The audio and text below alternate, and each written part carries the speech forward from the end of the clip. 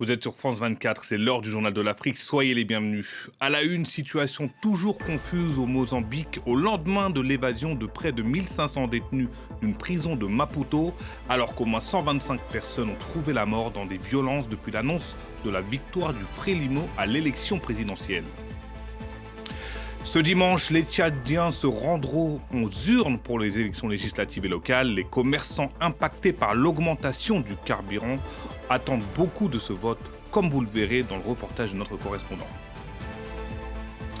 Enfin, nous ferons un focus sur la régulation des médias au Sénégal, une mesure qui a provoqué un tollé chez certains patrons de presse. Pour en parler, nous serons en direct depuis Dakar avec El Hadj Ndiaye, PDG de la chaîne 2STV. Je le disais en titre, l'inquiétude au Mozambique au lendemain de l'évasion d'au moins 1500 détenus d'une prison de Maputo, un événement qui survient au moment où le pays est confronté à une crise politique après l'annonce de la victoire du parti au pouvoir, le Frélimo, lors de la présidentielle. Le récit de Laurent Bersécher. Sur ces images amateurs, des centaines de détenus se ruent vers la sortie de la prison centrale de Maputo. Une évasion de masse qui aurait été initiée par des manifestants venus de l'extérieur, selon la police. Un groupe d'éléments subversifs s'est dirigé vers la prison et a commencé à faire du bruit en réclamant la libération des prisonniers. Les prisonniers auraient alors profité du désordre pour s'attaquer aux gardes avant d'aller libérer d'autres détenus.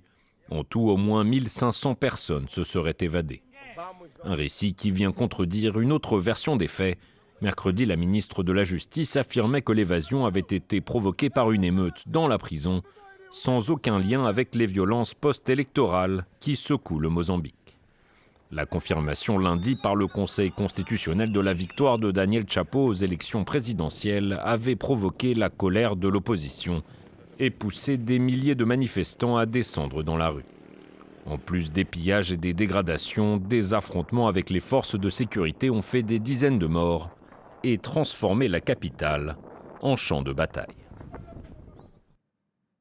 Au Tchad, l'état-major annonce via un communiqué que la base militaire française de Faya a été rétrocédée ce jeudi à l'armée tchadienne. Les forces françaises y stationnent depuis 1987. Je rappelle qu'il y a un mois, N'Djamena a annoncé la suspension de l'accord militaire avec Paris. On reste au Tchad, J-3 avant les élections législatives et locales, dernière étape de la transition militaire menée par le désormais maréchal Mahamat Idriss Déby Itno.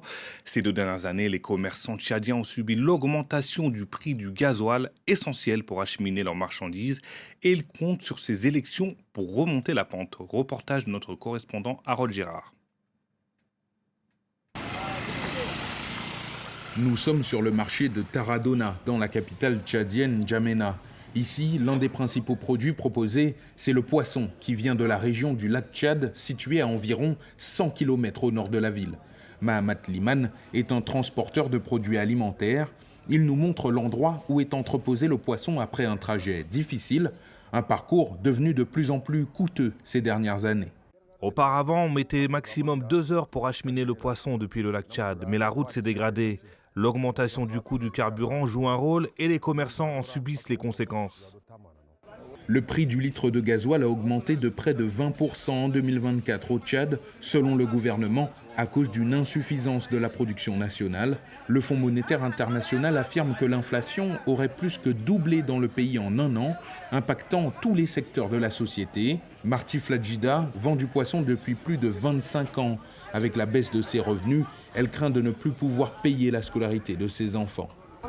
Tous les bénéfices sont dépensés pour payer le transport. On pleure chaque jour parce qu'on ne peut pas faire vivre nos enfants comme avant. Aujourd'hui, nous sommes dépassés par cette situation. Pour inverser la tendance, les commerçants comptent sur les futurs députés. Ils espèrent le vote d'un prix subventionné du carburant dans ce pays pétrolier, mais ils souhaitent avant tout un déroulement pacifique du scrutin. C'est un droit absolument pour tout peuple tchadien. Nous allons voter. Nous avons même sensibilisé nos bases à aller s'acquitter de ces droits-là. Ce qu'on est en train de faire là même, c'est grâce à la paix. C'est que beaucoup de nos frères ne comprennent pas. Sans la paix, on ne peut pas. Malgré notre difficulté là, malgré avec le peu qu'on est en train de manger là, c'est parce qu'on est en paix. Un appel anticipé au calme que partage une grande partie des Tchadiens. Les élections du 29 décembre doivent clore une transition de plus de 3 ans, période qui a été ponctuée de plusieurs épisodes de répression violente contre les opposants au pouvoir. Au Sénégal, la polémique Cheikh Oumar Diagne enfle. Il y a quelques jours, le ministre conseiller chargé des moyens généraux de la présidence de la République avait, dans une interview, qualifié les tirailleurs sénégalais de traîtres. Ce jeudi, il a été désavoué par le porte-parole du gouvernement. La correspondance à Dakar d'Eni Mandao. Ce sont des descendants de tirailleurs en colère qui se sont exprimés cet après-midi face à la presse. Ces descendants de tirailleurs disent déposer une plainte contre Cheikh Oumar Diagne. Ils disent également réclamer sa démission de son poste de ministre conseiller chargé des moyens généraux de la présidence de la République. Les descendants de tirailleurs disent également avoir mis en ligne une pétition pour réclamer sa démission. Ils disent également recevoir des complaintes des associations de tirailleurs d'un peu partout en Afrique francophone, car les tirailleurs n'étaient pas que sénégalais, mais venus un peu partout d'Afrique francophone. Écoutez. Les Tchadiens ont réagi, le Cameroun a réagi, la Côte d'Ivoire idem, et le Mali et le Burkina. La Guinée-Conakry a appelé tout à l'heure. Donc vous savez que le problème des tirailleurs sénégalais n'est pas un problème du Sénégal. Elle est devenue internationale et Cheikh Oumar Diagne est un danger pour la diplomatie sénégalaise.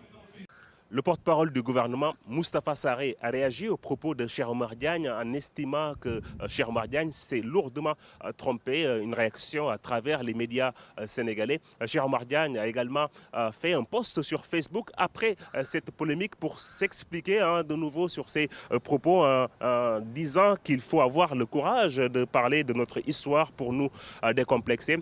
Cheikh Oumar Diagne dit être désolé auprès de toutes les personnes qui ont été heurtées par ces déclarations.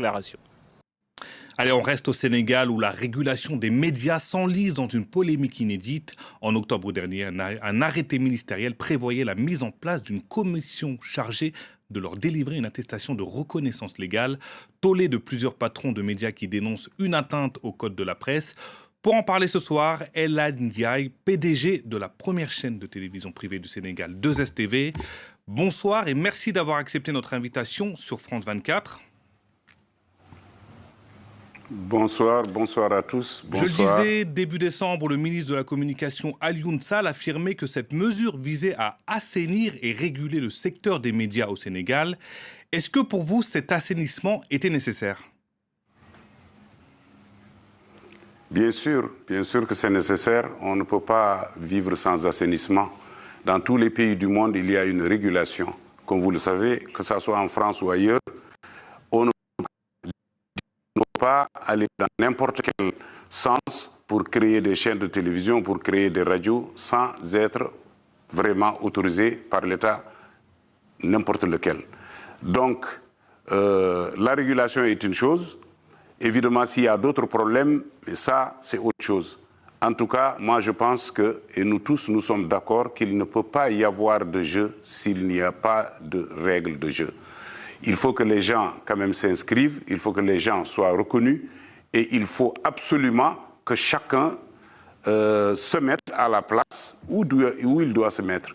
Donc, les gens doivent être dans la régularité, et pour nous, je pense que même les maisons de presse sont d'accord sur ça. Certains patrons de médias dénoncent une atteinte à la liberté de la presse. Certains patrons de médias dénoncent une atteinte à la liberté de la presse. Une liberté de la presse qui est pourtant garantie par la Constitution. À ce propos, je vous propose d'écouter Mamadou Ibra Kane, le président du Conseil des diffuseurs et des éditeurs de la presse du Sénégal. On l'écoute. Le nouveau régime, avec le ministre de la Communication, veut s'octroyer la compétence de reconnaître qui est média légal ou pas au Sénégal. Le ministre de la Communication, il veut simplement prendre prétexte de cet assainissement nécessaire que nous saluons de la presse pour liquider certaines entreprises de presse. Comme on peut l'entendre, est-ce que pour vous, il y a une volonté de choisir de la part du pouvoir les bons et les mauvais médias ? Moi, mon problème, c'est de savoir c'est quoi l'intention. Je ne peux pas gérer l'intention de quelqu'un sans savoir les tenants et les aboutissants. Ça veut dire quoi? Ça veut dire que tuez-le parce qu'il pense que c'est ça, mais on ne peut pas tuer quelqu'un parce qu'on pense. Il faut le tuer parce qu'il a fait.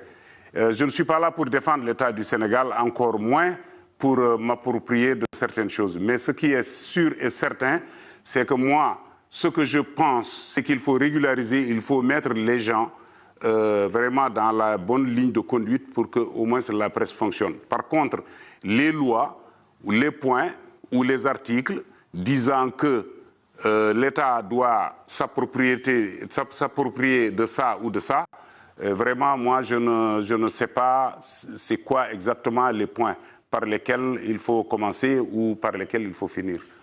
On va parler d'économie. C'est une chose. Maintenant, l'intention de l'État... 40 milliards de francs CFA représentent la dette fiscale cumulée de la presse. Une ardoise que le président Macky Sall avait effacée, un effacement qui a été annulé par le nouveau régime. Est-ce que vous comprenez cette décision prise par le nouveau régime ? Mais quand vous dites que c'est effacé, il fallait que ça tienne. D'abord, ça n'a jamais été acté. Vous savez, moi je fais partie du groupe qui a été voir le président de la République le vendredi. Il a promis de le faire le vendredi. Le samedi, le dimanche, il y a eu l'élection présidentielle. Le gouvernement est tombé. Tout est arrêté. Et on ne peut pas effacer sur le verbal pour dire qu'on a fait, on a ceci et cela. Ça, c'est de la volonté politique. Évidemment, peut-être Macky avait l'intention de l'écrire et de le faire, mais il a promis. Mais malheureusement, le gouvernement est tombé.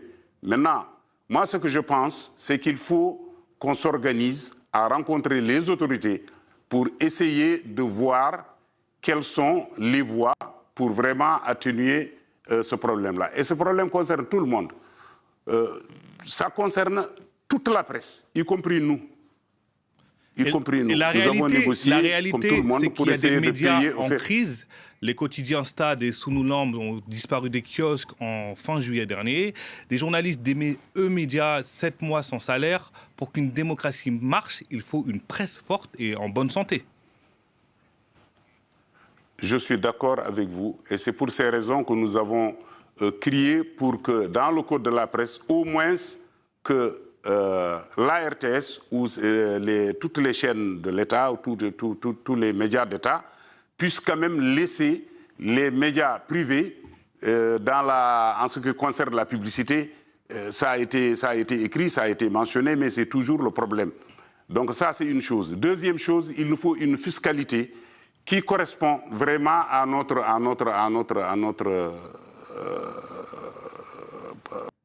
pour respecter. Il y a trop de problèmes. Évidemment, il y a aussi des contrats qui ont été bloqués jusqu'à ce jour. Donc nous subissons ce problème, nous subissons vraiment ce problème-là. Merci beaucoup, El Ndiaye. Merci beaucoup. Les contrats ont été arrêtés par l'administration, etc. Merci beaucoup pour votre passage sur le Journal de l'Afrique de France 24. Merci beaucoup. Je rappelle que vous êtes le patron de la 2STV, première chaîne privée du Sénégal. Merci beaucoup. Et c'est la fin de cette édition. Merci de nous avoir suivis. Restez sur France 24. L'information continue.